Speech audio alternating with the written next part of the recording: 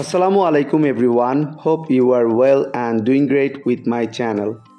আজকের এই ভিডিওতে আমি আপনাদের সাথে শেয়ার করব একটি অ্যাডভান্স ইংলিশ স্ট্রাকচার। সো ভিডিওটি না টেনে শেষ অবধি দেখুন।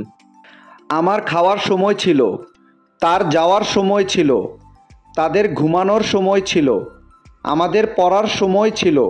এই প্রতিটা বাক্যে যে জিনিসটা কমন আমরা দেখতে পাচ্ছি সেটা হলো সময় ছিল। সো যখন আমরা কোনো সেন্টেন্সে সময় ছিল বাক্যটি দেখতে পাবো সেক্ষেত্রে আমাদের ব্যবহার করতে হবে হ্যাড টাইম। এই টাইপের বাক্যগুলোকে ইংলিশে বলতে হলে সেন্টেন্স স্ট্রাকচারটি হবে subject plus had time plus to plus verb. চলুন তাহলে এই স্ট্রাকচারটি দিয়ে এক্সাম্পলগুলি দেখা যাক।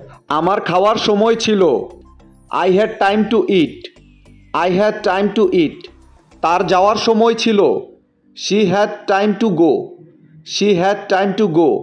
তাদের ঘুমানোর সময় ছিল, they had time to sleep, they had time to slip.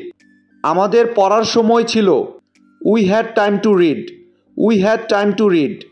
I hope এই স্ট্রাকচারটা আপনারা ভালোভাবে বুঝতে পেরেছেন। Now it's your turn. তোমাদের লেখার সময় ছিল, তোমাদের লেখার সময় ছিল। এই বাক্যটি ইংলিশে কী হবে আপনারা কমেন্টে লিখে জানাবেন।